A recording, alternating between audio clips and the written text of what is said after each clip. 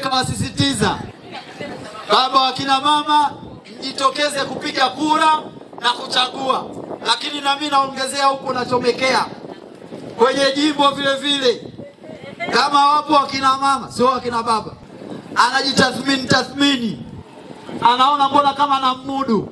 Na mheshimiwa mwenyekiti wa UWT, najua hili utaniunga mkono, japokuwa kwenye kamati ile muhimu ya ng'ombe na mashamba we umo, lakini kwenye hili la wakina mama kufuta fomu najua utaniunga mkono na utamfikishia mheshimiwa mbunge. Kugombea na kushika nafasi mbalimbali za uongozi. Sote tunaelewa kuwa mwaka huu ni mwaka wa uchaguzi mkuu, hivyo tunawahamasisha na kuwasisitiza tena wanawake kujitokeza kwa wingi kugombea nafasi mbalimbali. Muungano mpo?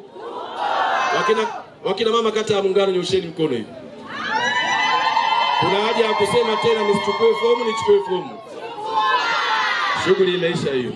Mimi niendelee kuwapongeza wakina mama. Mmeendelea kuonesha ukomavu katika kuchukua mikopo hii lakini na kuirejesha. Hongereni sana wakina mama.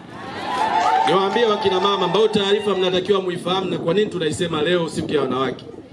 Kwenye mikopo hii takriban ya milioni 708 tunakwenda kutoa kufikia leo tokea Novemba mwaka jana. Lakini mikopo wakina mama waliochukua ni milioni 558.